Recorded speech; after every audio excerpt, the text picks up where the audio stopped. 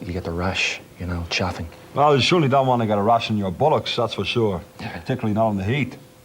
Yeah. But they affect the ambiguity of your performance, like flying, which I think is the key component to a successful World Cup team, the least travel you do, because France, very far away. You got to do a lot of flying, especially in the air. It's got to be difficult. I don't see how flying would particularly affect a player's performance. It's a factor. But It's a lot of hours in the sky. I mean, David, you're the expert, David question. O'Leary. Did you have any misappropriationists on the plane? Yeah, well, actually, no They all- disrespect to John Giles there, but actually, I think it does actually affect the players quite I considerably. don't think it particularly does affect the players unless it's a very, very long flight and you're playing a game just after it. Well, I think it can affect your performance, for example, if you're in a bit of a crisis, as myself and the Leeds players were, and as a result of my behaviour in the crisis situation, well, I just did, you know, what I felt was right, Frank. You know, I took the responsibility, if you like. Yeah. You showed a lot of moral courage. Yeah, well, I'd like to thank my parents for that. But as a result, Hollywood have come in with several offers, and in fact, I've been asked to star alongside Wesley Snipes in Con Air 2, Frank. Yeah, Con you Air lucky 2. ducker. Yeah, I'll have to do a lot of that and break into places and where you going, punk. You know, things like that, lines like that. Is you it know? on video? Yeah. We'll yeah. get it. Yeah. No, Sophie's telling me another thing we have in video, a report on flying and the coefficient between the air travel and the team performance between the teams and the pilots. Report with John Motson. In 1982, Michel Platini and France flew to Spain for the World Cup. I asked him how the team managed the arduous 2-hour flight. We were happy, but it's difficult to explain the sentiments. Some players ate rolls, some ate cream, some ate eggs. Some drank lager, some were cheerful, and some players cried. We had all the sentiments of the world during 2 hours. I refuse to fly. I hate the aeronautical. If you watch my goal celebrations, you'll usually see me goading passing planes. Flight does two things. It brings you up and then brings you down. But look at the Brazil side of 1970. They're weird. I know for a fact that some of them hate birds. Birds are still afraid to land here. If I see a bird, I box them. Bang, bang, box them. They know. Here, here, or here, they won't land. They're aware of my, how you say, contempt. It's an understanding we have, so they keep flying. Some of them use tactics, like they come along closing their eyes in the hope that I won't see them, but no point. Do you know another thing, Frank, that affects the players as well is the, like during the World Cup, is the World Cup theme music, you know, that the various stations have, if you like, you know, the music. What? Don't see how that affects it. Well, I think it affects, you know, psychologically the players while they're playing, you know, like for example, when was it? 86, was it? Well, I remember the 80s music when Ireland got through to nothing, and the music was that I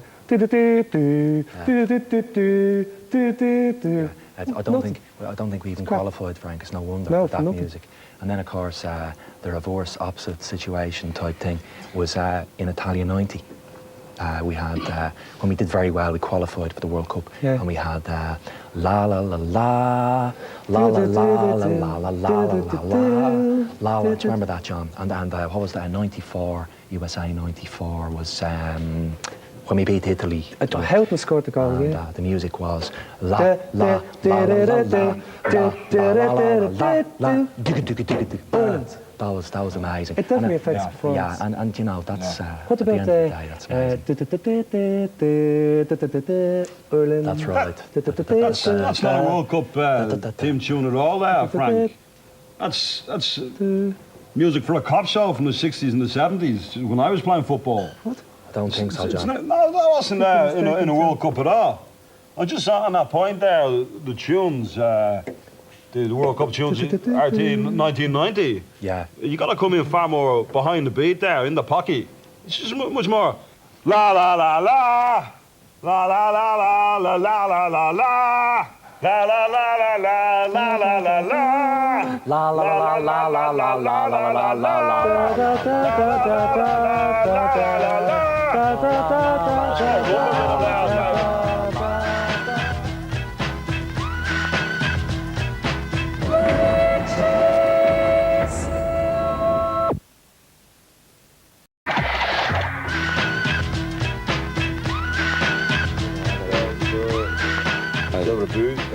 that? But at the end of the day, it doesn't matter. As you say, the performance, the positive and the Right, positive. I think it's Beckham. Beckham. That's right. Hoddle. I felt it's Waddle. Doddle. It's Judge and now, isn't it? To going to Shearer with the pressure. He always never understood the penguin. Hang on, shearer or something. Can you just clear this up? Compound it for the viewers at home. Something shearer, something penguin. It's Salis, expensive. Yeah, Salis is expensive, Alex. No, got him. That's a rabbit. Yeah. Something about the rabbit. You want to dance with the rabbit? The point is, name. Yeah. When you're going with that, it would be the first place. You're going with the Apres here. So their mics are broken or something? A rabbit is. You just keep saying rabbit. Ronaldo. Kenny keeps saying penguin. Go to the Radio Ireland clip. I think that was him. Okay, thanks. No problem. What? This is Eamon Dunphy. You're listening to The Last Resort.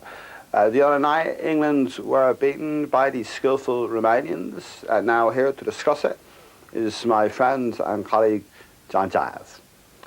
Good evening, John. Good evening there, Eamon. It's always a pleasure to talk to you on your show. John, I thought that the English were rather unlucky and played quite well in the second half. No, I don't think they were particularly unlucky there, Eamon. They were outclassed and out-thought by a better side in the night. Different league, really. Yes, I totally agree. They were rubbish. They were rubbish, and they are crap, as you quite rightly point out. But at least I think David Beckham, I think he justified his selection. No, he didn't, Eamon. He's playing through the middle there. Never gave England the kind of penetration they needed. Square balls all over the place. He's just not up to it. That's absolutely terrible, isn't he? It's diabolical. I think he spent too much time with Posh Spice. Yeah, you are again right, and I stand corrected. Finally, John, who do you think is going to win the World Cup? Well, before the competition, we thought maybe Argentina or the host nation France. Yes. Argentina or France. Argentina, France. But I had a look at them, and I'm not convinced by the Argentinians, and I changed my mind. So did I. I think Brazil have the best chance of making a final there. Brazil, France, yes. No, Brazil, Germany, Eamon. John Giles, thank you very, very much. I'm going to talk to you again tomorrow night. I don't know anything about football compared to Jazzy. He's going. Good, thank goodness for that. Thanks a lot for that, absolutely. Couldn't understand a word. I don't understand anything that he's trying to say to me. Listen, anyway, tell us, when did you get over? I got over just 2 weeks ago. Really? And myself and my wife are going to Juan Le Pam after. I know, because we were looking out for you, and we obviously didn't see you. That is in that particular condo, by that very pretty little Swiss chateau. That's beautiful. I know the spot, actually. It's really super. Did you play any golf at all? Yeah, I had a round. Did you? Yeah, 78. Not it's super, good. isn't it? It's really. That's very Here good. Comes. Now, penguin, rabbit. We can do dancing, whatever you weird Scottish people are into. What the bloody hell is this? Who's that? Penguin, rabbit, Salis, rabbit, penguin. Dude, that is it. Come on, I tell you, you're looking at the football. The World Cup here in Paris. No, it didn't work. They're not happy with it, Sophie. You're playing with your Newcastle. No, I can't stand it. I don't Frank. It's going.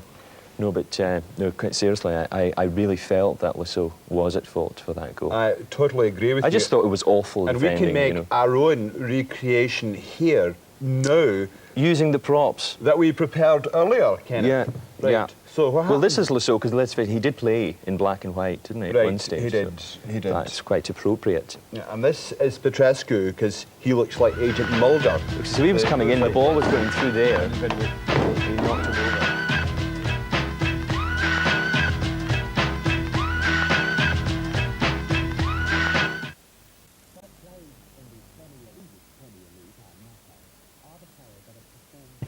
most at their best in this World Cup so far. That is they have the learned greatest load of cow dung I have ever heard. You are talking absolute...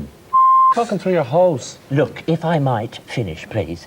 They Oh, have do, learned do, so finish. much. All No, these finish. foreign players that come over to England, they have learned so much from the British bulldog spirit, the British bulldog mentality. Oh, they have learned running from one wall to another wall teaches you how to play football. I played bulldog for years when I was a kid. Didn't help me in my football. What exactly have they learned and where have they excelled? They have excelled in their fight for victory. They have excelled in the various ways in which they approach a game. They have excelled in their skill levels. What kind they of have ways? also, and it's not, if I may say, it's not only on the field of play that the British game benefits the foreign player. Where else is it, Jimmy? Tell me. I'll wait your wisdom. It's also off the field of play. In nightclubs. No, I'm not talking about nightclubs. I'm talking about the British culture, the British way of life, the essence of being British. Wearing Union Jack underpants. That's English culture. Not at all. I lived there. For example, a very simple example. Smack 'em, please, man. The foreign players, most of the foreign players that come over to England have never had a square meal in their life. And then they come over to You're talking England about diet. You're talking about diet, are you? I'm talking about You're diet among talking other about things, diet. yes. Jimmy, listen, really. perfectly Jimmy, willing to listen. Thank you, Jimmy. Now look, diet. What do British players? What's good about their diet? Is it the amount of cocaine they sniff up their nose? The amount of kebabs that they eat at 2 o'clock in the morning? Well, the amount of lager that they drink. Now, would you tell me what exactly is good about that? May I say, Chips? Mr. Dunphy, Jimmy, that is quite typical of the cliched nonsense that comes out of your mouth and in the rags in which you write, may I say. I know it's a rag, that's not the point. Mr. Dunphy, you're a very nice man, but you're Irish. No. And you really don't know what you're talking about. No. Don't know about that now, James. You'd better be careful Jim. or I'm going to go over there with a spoon and scrape that Union Jack tattoo off your buttocks. Well, we're in Paris, Frank. I feel quite safe here. Jimmy, Don't see how. Look, I know a guy like you doesn't understand it, you don't see it, but this is the truth. The Premier League is an inflated load of, it's a bowl of falafel. It's a load of other rubbish. The Premier League is rubbish. Don't interrupt! Sorry to interrupt, but we're going to have to go to a clip now of an incisive interview exclusive I did with Kenny Dalglish this afternoon. So, Kenny Dalglish, you enjoying the tournament? Pardon? What? You enjoying the World Cup so far? I'm not enjoying it any more or less than anyone else. And what's the mood in the Scottish camp? What's the matter with the Scottish Football Association? Are they looking forward to the next game? I don't know. And any clues as to the mood in the camp? Could you repeat the question? Are there any clues as to the mood in the camp? Kenny? The mood? Camp? Tosser. Thanks, Ken.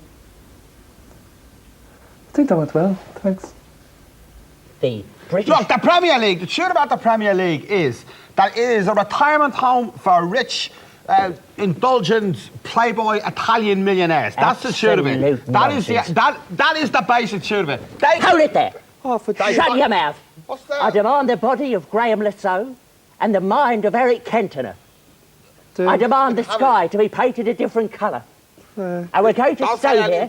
Nobody's going to move until all my demands are met. Well, what else do you Shut want? your face. Oops.